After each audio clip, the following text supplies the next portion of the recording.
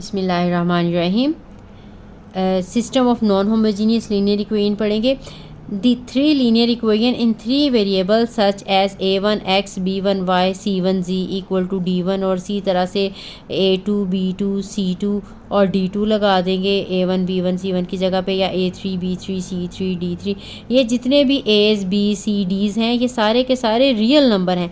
इस तरह की जो तीन लीनियर इक्वेशंस होंगी उनको हम एक हो तो इक्वेशन कहते हैं, जब एक से ज़्यादा इक्वेशन बन जाए फिर उसको हम सिस्टम कहते हैं, सिस्टम ऑफ।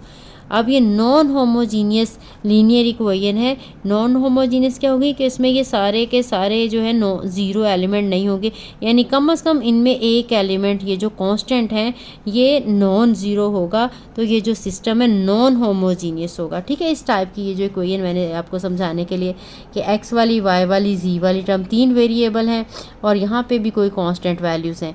ये जो है स्टार्ट वाले ये सारे रियल नंबर्स होंगे।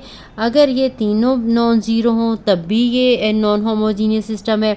अगर इनमें से कम एक नंबर जो है ज़ीरो के अलावा, यानी सारे के सारे अगर ज़ीरो हो जाएंगे तो फिर वो होमोजीनियस सिस्टम बन जाता है, वो भी हम आगे पढ़ेंगे। लेकिन नॉन ज़ीरो एंट्रीज यानी जो कांस्टेंट है अगर नॉन ज़ीरो होंगे तो फिर इस सिस्टम को हम क्या कहते हैं, नॉन होमोजीनियस सिस्टम। ठीक, अब ये जो सिस्टम है ये दो तरह के होते हैं, या कंसिस्टेंट सिस्टम होगा या इनकंसिस्टेंट सिस्टम होगा। अब कंसिस्टेंट किसको कहते हैं? A system of linear equation is said to be consistent if the system has unique solution और it has infinite many solution. यानी अगर जैसे ये अभी हमने इक्वेशंस पढ़ी, सपोज ये वाली हैं, इनको हम सॉल्व करते हैं डिफरेंट मेथड से, हम एक्सरसाइज में करेंगे।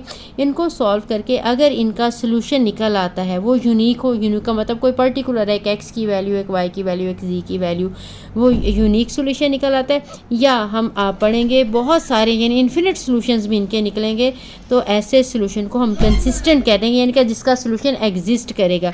और इनकंसिस्टेंट सिस्टम कहेंगे ऐसा system, and a system of linear equation is said to be inconsistent if the system has no solution। अगर उस सिस्टम का सोल्यूशन निकल ही नहीं सकता, पॉसिबल ही नहीं है, तो फिर ऐसे सिस्टम को हम इनकंसिस्टेंट सिस्टम कहेंगे। ये हम एक क्वेश्चन सॉल्व करेंगे तो वहाँ से फिर मैं आपको बताऊंगी कौन सा सिस्टम जो है वो कंसिस्टेंट निकला है, कौन सा इनकंसिस्टेंट निकला है। इसके बाद system of homogeneous linear equations पढ़ेंगे। होमोजीनियस इक्वेशन बिल्कुल वही जो हमने अभी पढ़ी है, यहाँ पे D1, D2, D3 की जगह पे ज़ीरो लगा दें। A1, B1, C1 लिखा था, इसमें इन्होंने जो है थोड़ा सा बुक में इस तरह से लगा A11, A12, A13, जिस तरह मैट्रिक्स कि हम एंट्रीज करते हैं उस तरह से लगा दिए। तीन वेरिएबल होंगे, चाहे वो एक्स वाई जी हों या x1, x2, x3 हों।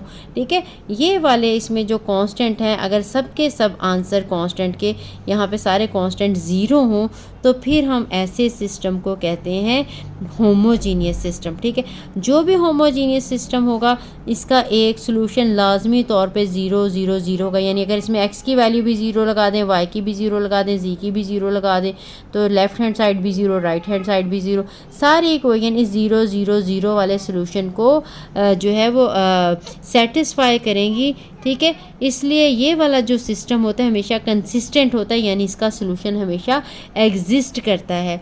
अब इसमें दो तरह के सोल्यूशन होंगे, एक तो होमोजीनियस, ये इसका ट्रिवियल सोल्यूशन होगा होमोजीनियस लीनियर सिस्टम में, और एक नॉन ट्रिवियल सोल्यूशन होगा। जो ट्रिवियल सोल्यूशन होगा अभी मैंने बताया कि जितनी भी होमोजीनियस इक्वेशन है उनका 0, 0, 0 तो लाजमी सोल्यूशन होगा। इस सोल्यूशन को हम कहते हैं ट्रिवियल सोल्यूशन। इसके अलावा और कोई भी इसका सोल्यूशन निकलता है जितने भी 0, 0, 0 वाले सोल्यूशन के अलावा, वो सारे के सारे सोल्यूशन जो होंगे वो नॉन ट्रिवियल सोल्यूशन कहलाएंगे। हम क्वेश्चंस करेंगे, वहाँ से जब हम ये आंसर्स निकालेंगे तो आपको क्लियरली जो है वो समझ आ जाएगी।